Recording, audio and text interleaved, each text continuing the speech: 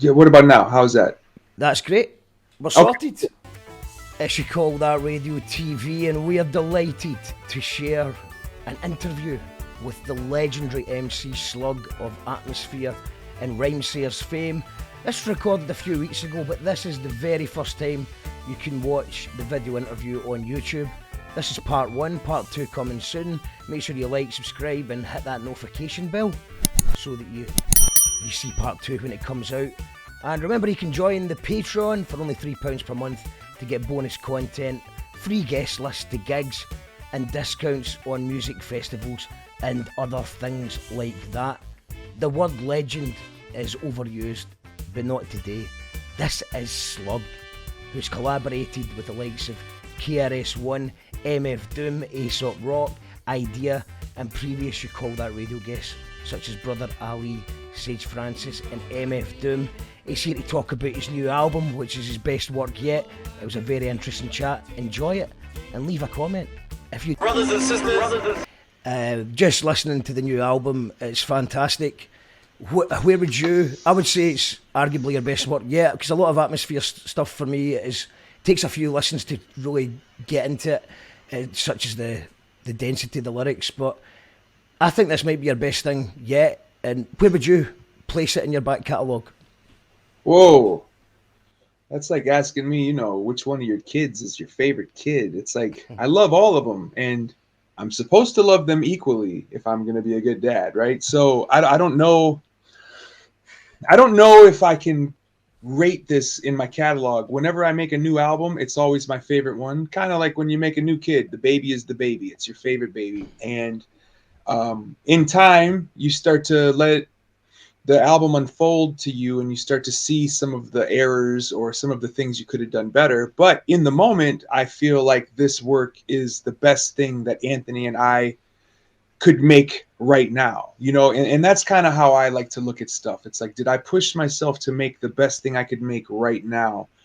I won't know how it sits in the back catalog for some time. I got to wait and see how people hear it, how people accept it, how people translate it. I have to wait and see if people understood what I was trying to say the way I was trying to say it, or if people understood what Anthony was trying to communicate.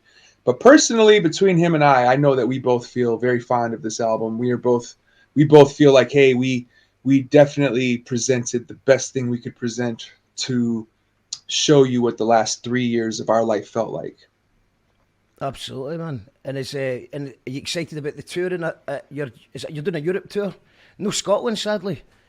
No, sadly, we were hoping to go to Glasgow, but specifically because it's always fun to play there. But there's a record store there that I like to go to, and so I'm kind of kicking myself in the butt that I wasn't a little bit more adamant about making sure I got to go to every single record store on the planet that I love going to. I wish I wish it was that easy. I wish I could just be like, hey, these are the cities I want to go to. Make it happen.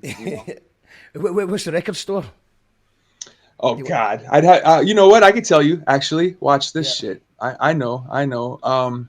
It's okay to give them a shout out on the... Yeah, of course, mate. Of course. All right, let's see. I keep a document here. I think there's friendly rivalry between the record stores, but nothing more than that. It's called Mixed Up Records in Glasgow. Amazing, man. Shouts to Mixed Up. And it's not huge. It's a small one. I believe it's 2 rooms, maybe just 1 room, but it's dense. It's a lot of density, and that's kind of what I like with record stores. I don't want to have too much to look at, but I want everything to be right here so I can just easily kind of like not have to move around a lot, but go, I'm going to go through 2 rows of this, and I think what it does, a lot of, record stores nowadays, they're a different beast than they were when I was a kid. But now I like to see how the owner or the operator curates it, because that's what they're really doing, is they're curating it. They got the Discog stuff in the back room that they sell online, but this is what they have up front to try to get you to come in, and that store is pretty cool. I have a tendency to talk too much, and so at any point, the safe word is penguin. You just say penguin, okay, penguin, and I'll know to shut up right away. Yeah, no, it's I've got that tendency myself. But I had a great guest on last night, Gary Fraser, who's who was assistant director for Trainspotting 2, and he was brilliant because I just said a question and he did his thing. So I think it's better for us both. People will be tuned in to hear what you think, so that's absolutely fine. The tour, just shout out the tour. It's May the 11th in London, and then you're going to Amsterdam, Cologne, Paris, Berlin, Copenhagen, Stockholm, and Oslo. So some great places there, man. Has it been a while since you've been to Europe, and you looking forward to it? Yeah, 2019 was the last time we were there, and none of us knew that we were going to have to take such a break from coming at that point. But I'm excited to get back, because I got to be honest, there was a time where we wondered if we would ever be allowed to come back. We didn't, just like everybody, nobody really knew what was going on during 2020, and so I'm happy, I'm grateful, I feel fortunate to be able to cross the ocean to play some shows. And what was the time frame for writing the new record? Was indirectly or directly inspired by what was going on in the world? It definitely was inspired by the lockdown in a major way. We started the first song, which is track 1 on the record. It's a song called "Okay." That was the first song that we had made for this record. Anthony had that beat already kind of waiting to give me when he felt like the time was right. And when I said, hey, let's start another project, he was like, hey, I have a beat that I would like you to try and see. It's kind of optimistic. It kind of had a specific kind of vibe to it. And so he gave me that, and I made the song "Okay." And that was, because of where everything was with 2020 and all of the different pieces, that song felt like, what, we are starting a record. And from that point, and that was I think August of 2020 he gave me the beat, and then September of 2020 I gave him back a song, and then he gave me another beat, and that's when we decided, hey, what if we were to make the whole album in sequential order? So right now, this beat you're giving me, the second one, we are going to approach this as if this is the song that follows the last song. And it's the first time we'd ever really worked with that type of a ceiling, and it was pretty interesting. It really made for a lot of dynamic moments just creatively amongst ourselves. I don't know if anybody else will ever hear that, but amongst ourselves, trying to figure out how to crack this code and put this puzzle together was a lot of fun. And I think it probably infected the way that we do this now. I have a feeling, because we've already started another project, and we're already doing the same thing, where we're going, what kind of code can we force ourselves to crack? Well, for starters, we have to go back to doing this sequentially, because that's the way now. You know what I mean? It's interesting how that happens. Like, that's incredible. I never even heard of it that way. But I can imagine, as a writer myself, that is an interesting way to go, because how you're actually putting yourself in the position of the listener as well, because you know what happened the last song and what's coming up next. So that's amazing. How does the creativity, how do you find the creativity, or maybe a better question is, how does the creativity find you? For me, oftentimes it's reached a space now where I won't say I force it, but I sit down and I do it.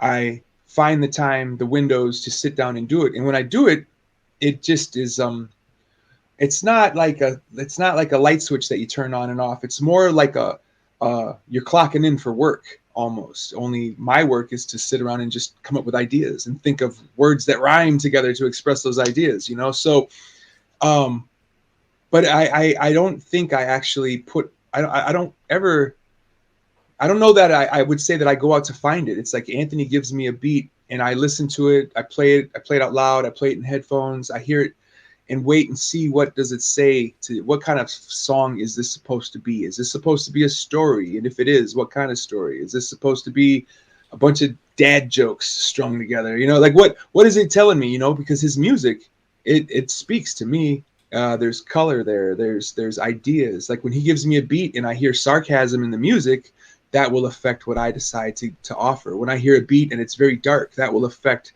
what I decide to offer. And that's the best way, I guess, to describe the creative process for me. So it's not like I'm forcing it. I'm not finding it. It's not finding me. It's just like I sit down and start looking for words to go with whatever it was he gave me. And in that way, I'm really lucky that I have a partner in crime who creates the way he creates and gives me these types of things to look at, because I guess in a way, almost everything that I do is inspired by Anthony. Absolutely. Just going back to the dad joke thing you were saying, which I always find quite interesting, is what is the difference between a bad pun, a dad joke, and like a really killer line? Because a lot of the time, you know, when you see like, you know, when you know, I don't know if you've got them over there as well, but there may be a battle rap where it's bad lines and the joke is to try and deliberately do bad lines, and you're going, that was fire.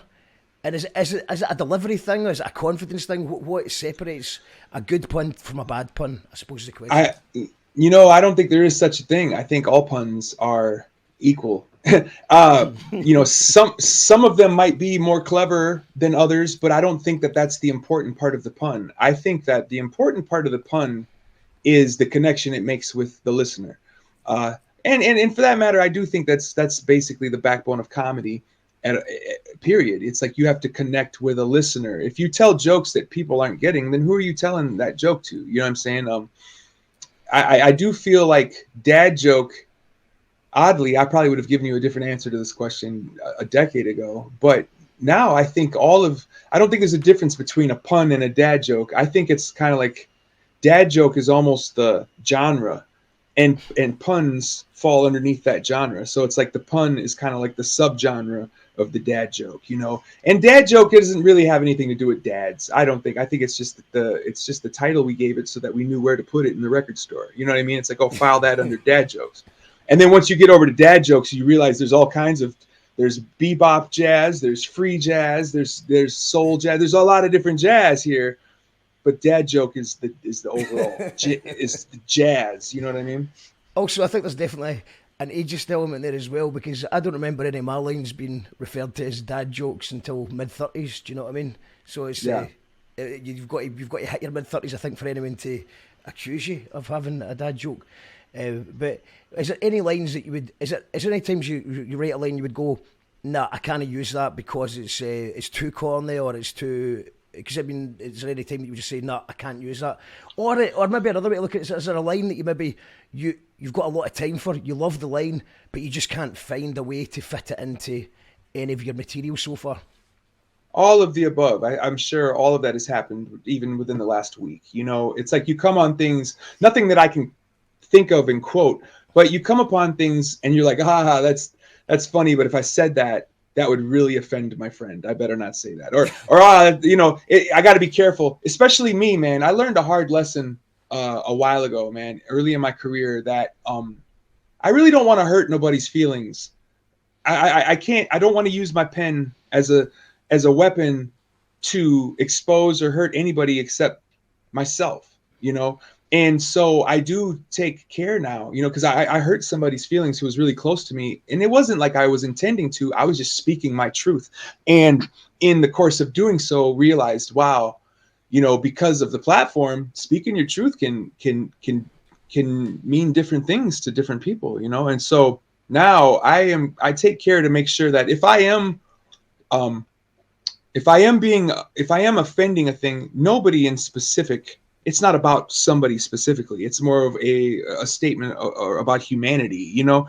And what I find interesting there is now that I've gone far out of my way to never hurt nobody, you still see people catch feelings over the things that you say. And I always find that to be interesting, because it's always somebody it's the last person that was on my mind when I said that. But if you felt that way, what does that say about you? You know what I'm saying? It's like, it's a writing is great, especially when you can get the instant gratification of seeing if people hate what you wrote or liked what you wrote. You know, it's like, you know, I feel bad for these writers who were gone before people realized how much of a treasure they were, because they may have never gotten that instant gratification. That really is it's kind of a head fuck. You know what I'm saying? To have people in the comments on some, you know, social media platform dissecting something that you spent time creating, you know, it's a very interesting thing. I have no idea if that answered your question. That was great answer, man. Great answer. Right. No penguins needed, mate. I loved it. Yeah, with regards to instant gratification, so because you're describing it as you're turning up for work, you're getting your pen. How often do you have those moments where you're like, yes, where you laugh out loud at your own line, or you're just like, this is dope, or when you're at work, do you have fun while you're at work? What I was supposed I have so much fun at work. I would have to film myself to know if I actually laughed out loud or if it was in my head, or to see what my actual physical reaction is to doing something that I'm proud of in real time. Because I have a feeling, like when I try to picture what that footage looks like, I feel like I'm probably pretty deadpan for like 8 hours. So and it's not in the air and going Eureka. Yeah, no. I don't think I am until I show it to Anthony. Yeah. And then once I show it to him, if he responds to it the way I hope he responds, then I probably punch the air. Then I'm like, yeah, you know what I mean? Like, and so and that again speaks to the gratification side of that, if that makes any sense. It's like when I liked what I did because I kept it, and I even took the time to show somebody. So somewhere in there was that moment of pride or resolve, like you figured out, you cracked the code, you did it, you made the song, you feel good about it because it's reaching it to the next level where you're showing another person. And so I'm sure it's there. I just don't know if you would be able to see an appearance of it physically, you know what I mean? Or if you would see the lights come on. I'm not sure what that looks like. And that's interesting. I should hide a camera from myself. Yes. and film myself, just you to hide it in a way so that you didn't know it was there. Because obviously, if you I think you would forget. I think you'd forget, yeah. And honestly, then when you finish a song, maybe you just hit something to set a time on that, so you can go back and look at that particular area to see, okay, was there any moment in there besides the push of the button where I could see that I had connected? You know what I mean? Like this, I find this of interest, and I appreciate you bringing that up. You can speed it up, and you've got a low budget music video right there. Yeah, man. It's all content. Content is king. Content is king. Well, with regards to music videos, obviously you've got loads of legendary ones there. Is that how involved in the music video process are you, or do you just bring in people that you trust? I've tried lots of different things, and so I've been a part of music videos where I just kind of was directed and told what to do. I've had music videos where I've developed the treatment and brought the idea to the table and just found somebody who would create it. You know what I mean? And then I've had mostly where, we pick a director for one reason or another we think can pull off this song or this idea or has a great treatment. And then I collaborate with them. Me and Anthony collaborate with them to come up with stuff. Or, also sometimes, you start filming and then ideas continue to happen on the fly. That's when you're really low budget. You just kind of go, oh, grab that, put that in here. You know what I mean? It's like, and so I've made visuals under all types of different, just in varying ways, to varying degrees of my own participation. Is there any way that way could inform the single that's getting picked, or how do you decide what singles are going to be off this new album? Back in the day, me and Anthony would tell the label, we want you to do this one, this one, this one. We think it's this. And then they would respond and say, well, we think it's this one and this one and this one. And then you would find compromise. And, what you want, which is where I'm at now, nowadays, these last few projects, is I give the album to the label and I go, I believe in all of these songs. So any song that you want us to make a video for, you let me know. And even nowadays, I will even turn to the label and be like, if you hear a song that you think should be a focus track or a video, just put it together, man. Call me and tell me where to go and what to do, And if they say, oh, we want Okay to be a single, for instance, that was one where I was like, oh, I have an idea for a video.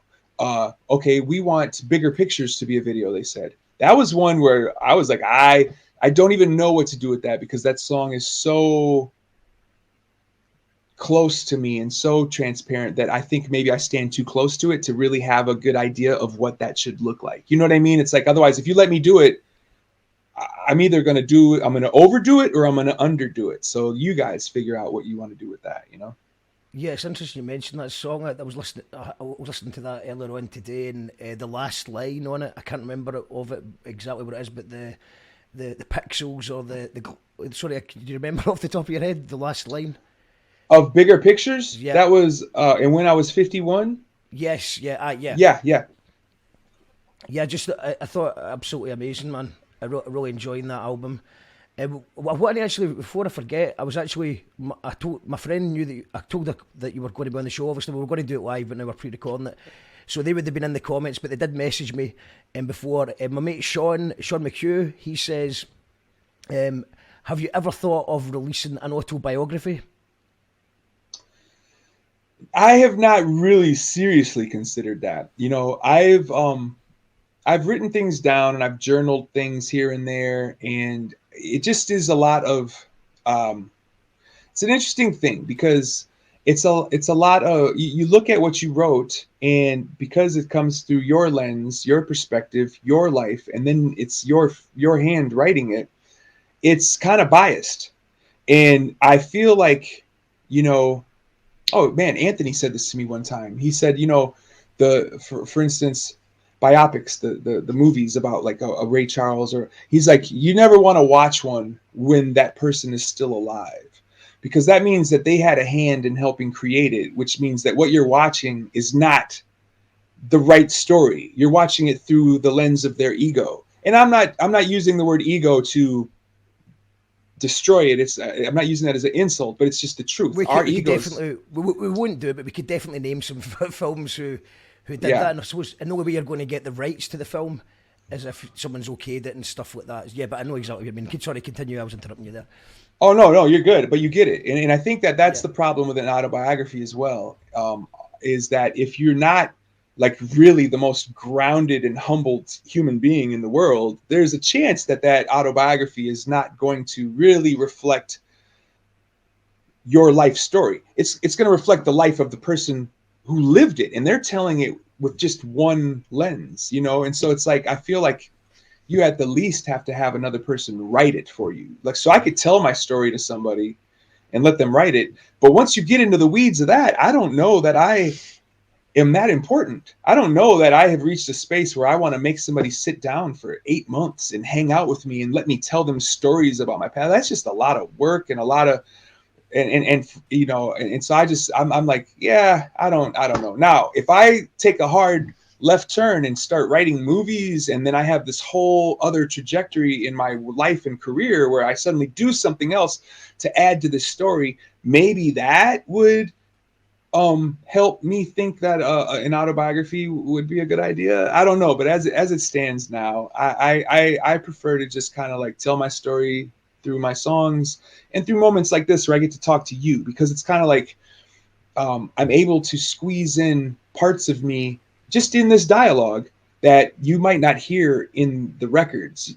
Certain aspects of what kind of person I am, or how I deduce, or how the type of mathematics that I do in my head. There's a lot of that doesn't make it into the songs, because the songs are full of ceilings. The songs are full of codes that have to be cracked. Whereas right now, just kind of freestyling and talking to you, I'm able to squeeze some of that personality in there.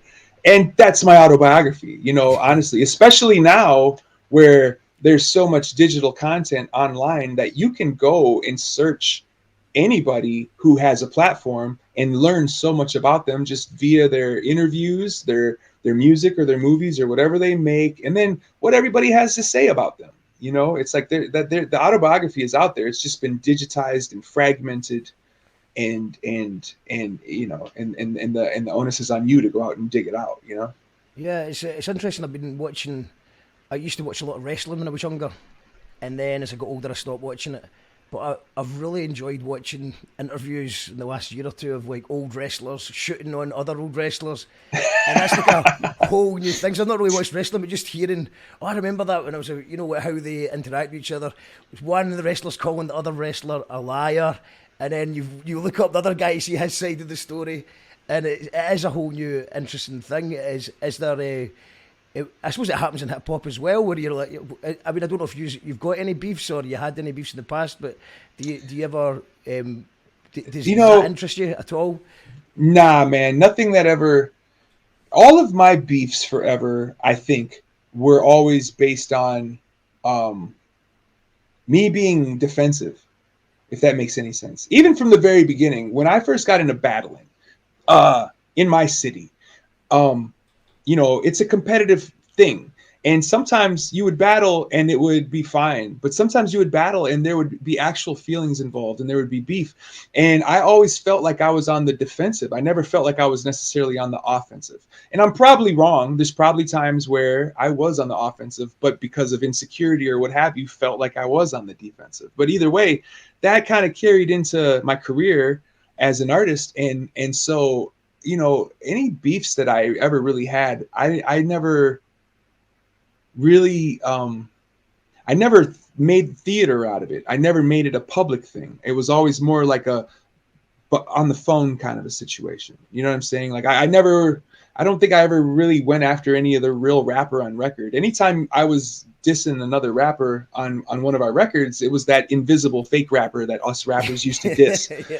Um but in real world terms, like anytime that there was ever any sort of soreness or feelings of negativity with another artist, it was always a phone thing. It was always something that you handled on the phone or in person, not in the theater in front of everybody. But I know what you mean about wrestling and the theater of that. I don't know how that works in rap. I've seen major artists beef with each other on record, and I'm led to believe that if they seen each other, at the museum or whatever it is that famous rappers do, would they fight? I don't know. I'm supposed to think that they would. I'm supposed to think that, like, for example, Pusha T and Drake.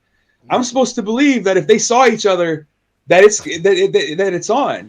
Now is that true? Because kind of like as a kid, I believed that about wrestling as well. You know what I'm saying? Yeah. I believed that if I saw them together, it was on. Why? Because that's what they showed me. They would show them fight in a ring. They'd show them fight next to the ring. In rap, I feel like it's not just theater. I feel like there's more to it than theater, which is why even on a small scale, I handled it on the phone. On the big scale, when you do put it into the music and the videos and make theater out of it, it feels like that just ups the ante on making this even more serious. And so it's not like wrestling. You know what I mean? It's not. It's like, at least in my head, as a fan of rap, as a kid that loved rap, I don't see it as wrestling. I suppose the difference would be there's that I think most people are sorting out via phone or personal situations.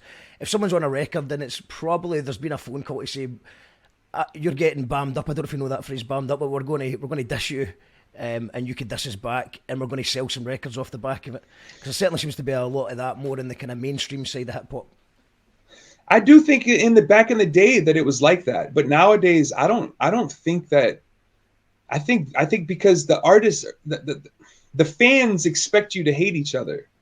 And so if it gets exposed somehow that you don't hate each other, then we're going to lose some of our belief in you.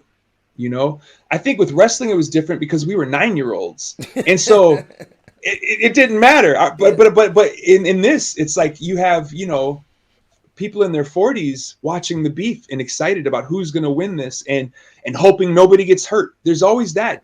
You always go, oh man, I hope nobody gets hurt. Why would you even have to think that? You know what I mean? Like it's such a interesting space, because it does just come from competition. It comes from, hey, I'm cooler than you.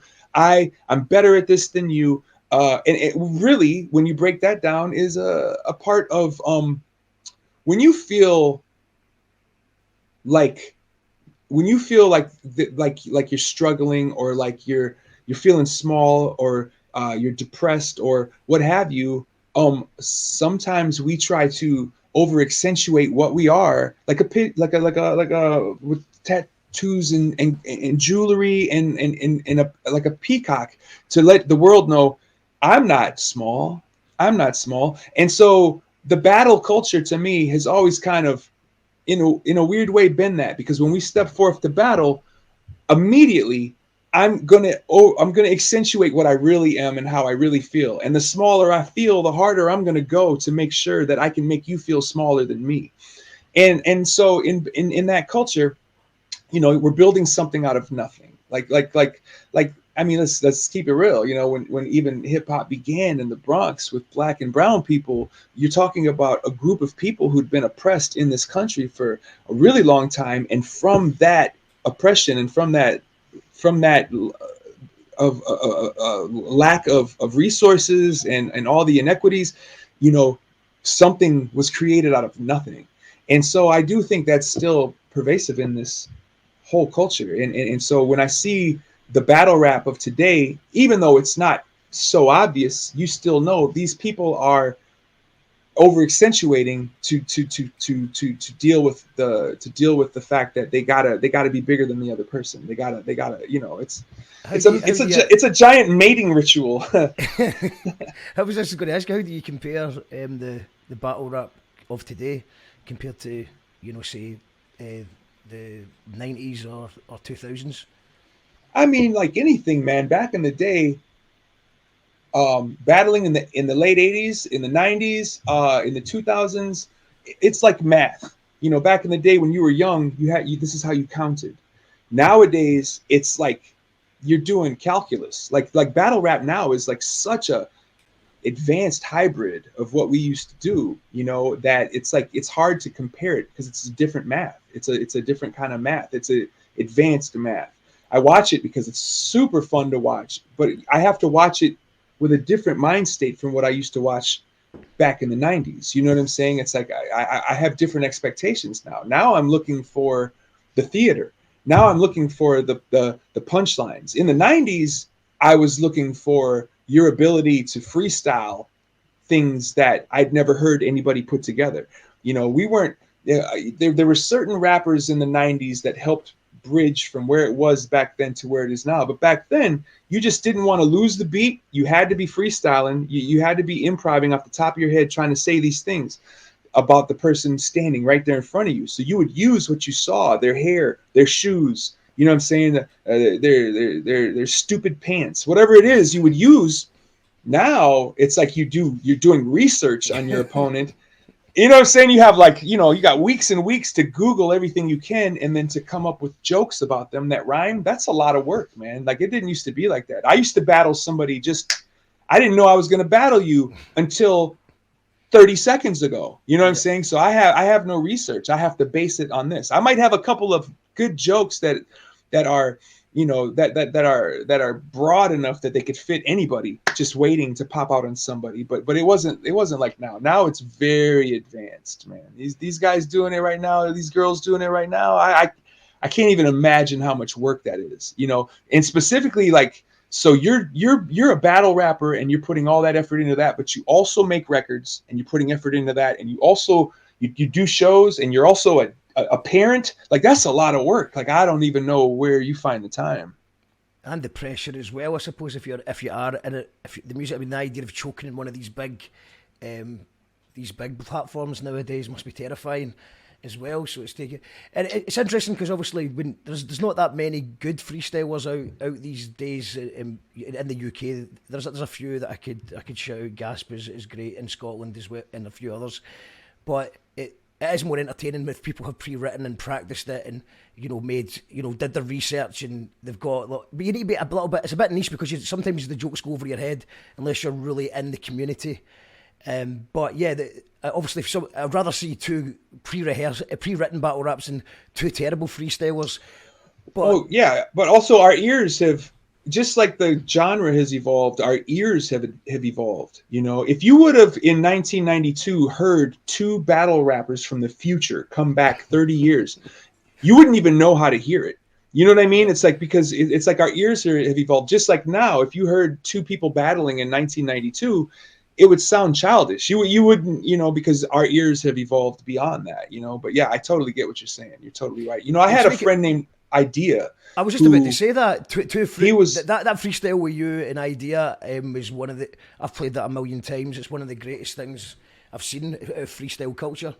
He was one of the ones that kind of, you know, there's a handful, so I wouldn't say he's the only, but he is definitely one of the ones that helped the bridge between old battle rap and new battle rap. You know, it's like because he had both. He had these pre-writtens that he could say about anybody, but also he was really good at looking at you and figuring out something to say right now on the spot that was going to be impressive. But he was also good at continuing the rhyme so he could do this, but also have a lot of other things to rhyme with that punchline and that joke. And he was good at thinking of stuff on the spot, and he did it all over drums. And so I do still look at him like, even though what he did in the late 90s and early 2000s is now primitive compared to what they're doing today, I still look at what he did and go, hey, I still see remnants of what Eyedea was doing in what's happening today, and that makes me really proud, because to know somebody who had that big of an impact, whether it's spoken or whether people give him his flowers, I know I was there, you know what I mean? And so it's like to have somebody that I know make that much of an impact on such a amazing culture. I'm proud. I'm proud to have known him, and I'm proud of him. Absolutely, a legend, a total legend. And you've collaborated with so many acts over the years, man. Is there what one stand out for you that you were just happy to, be on a track with them?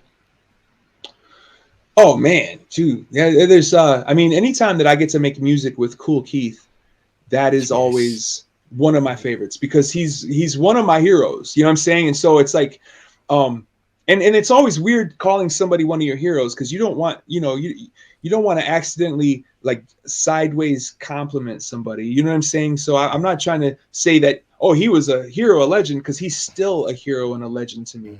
All of the things that he did for the creative side of this culture, all of the different doors that he knocked down.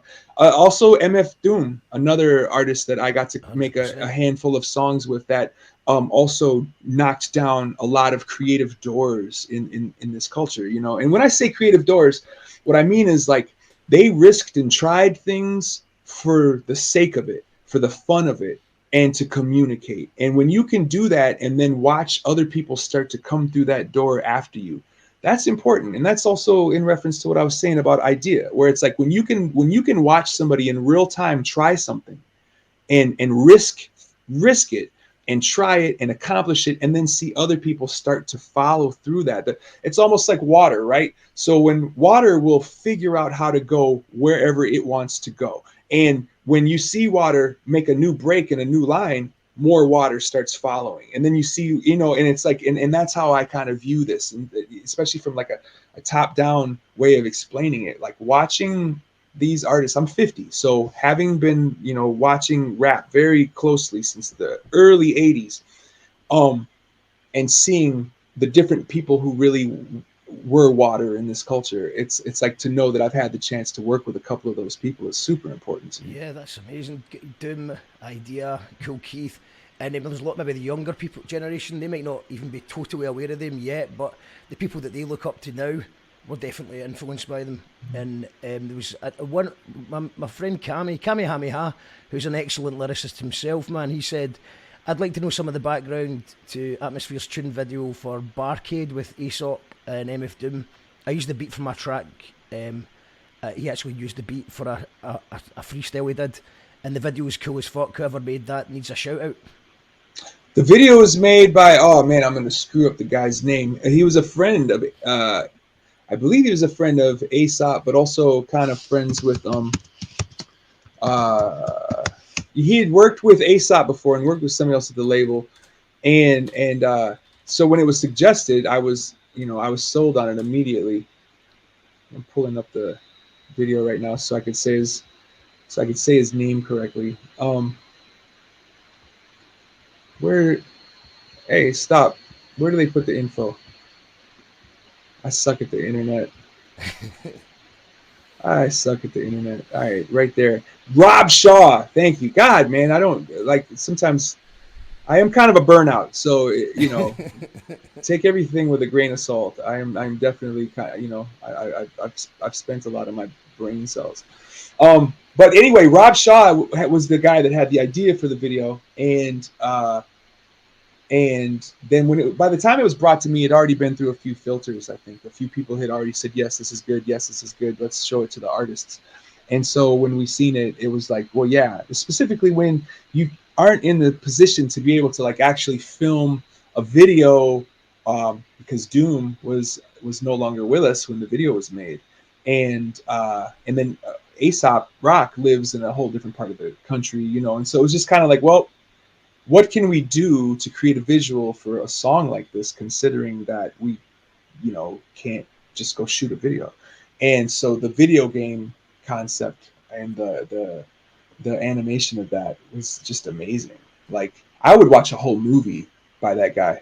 Yeah, that's incredible. It would be a great drug movie. You remember drug movies? When we were kids, there were drug movies like Heavy Metal and, you know, Pink Floyd's The Wall. Well, yeah, Cheech and Chong, that's obvious, but I mean more like a movie that where it's like you didn't have to. Yeah, I mean, everybody in Scotland goes through a Pink Floyd phase where they smoke weed every day and watch The Wall for 10 years. Yeah, and then there was. Do you remember the Church of the Subgenius? Did you ever see that movie? I don't think I've seen that. No. Wizards was a cartoon, or Forbidden Planet was another cartoon that was basically a drug movie. You know, an animated drug movie. As of late, there was a movie called Mandy that had Nicolas Cage in it that I watched that, and I feel like, man, the guy who made that might have accidentally made the perfect drug movie for our times. I don't do drugs anymore, but you know, when I was a kid, I shouldn't say kid, but when I was a young adult, hallucinogenics and things of that nature, you know, you would put on a movie, and you might not even watch the whole thing. It's just playing in the background. It's just kind of part of the vibe of doing mushrooms or something, right? And so, but that movie Mandy might be like, if you haven't seen that movie, it's got Nicholas. Oh, bro, it's like, dude, it's an amazing. It's the best revenge movie I've seen in like forever. But it might be a great drug movie. We tried to make a drug movie about 2 years ago. It was called the Day Before Halloween, and it went along with a record that was called The Day Before Halloween, and it's on YouTube.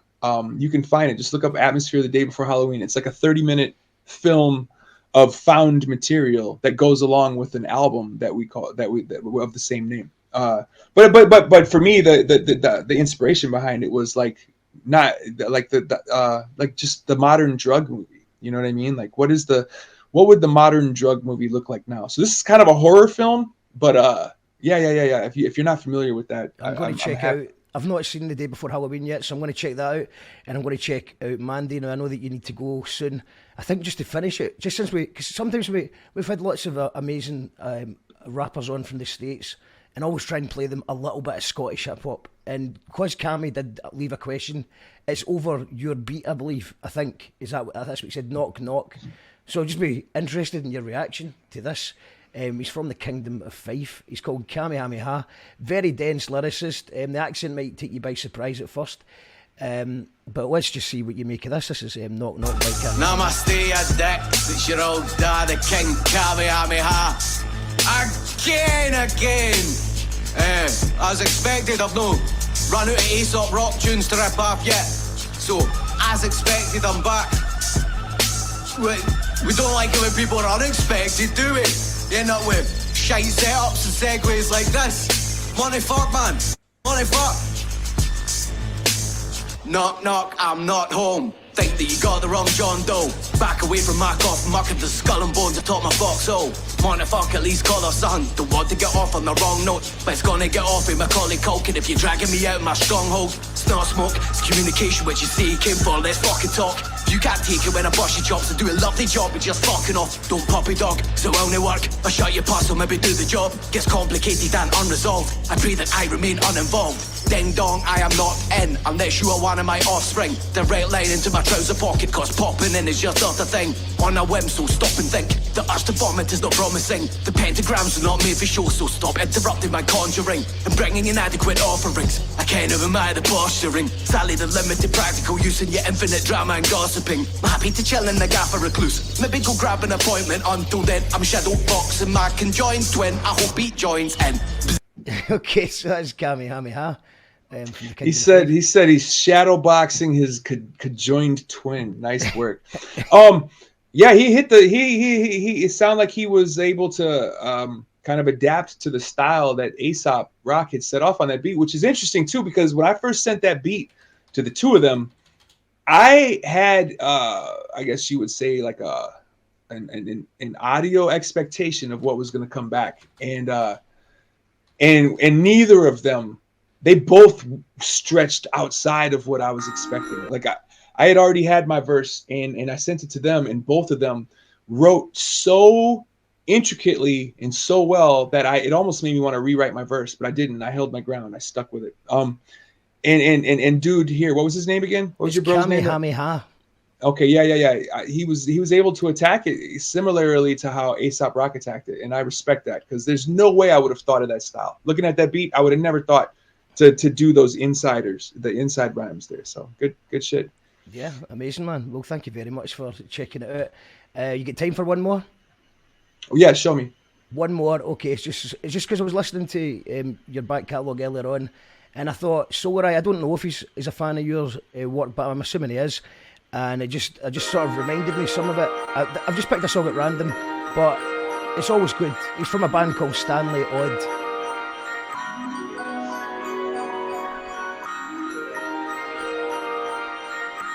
This is Stanley Odd, Solareye from Stanley Odd from Eyedea, Scotland, and this is The Pageant. Welcome to The Pageant, I'm fine, thanks for asking.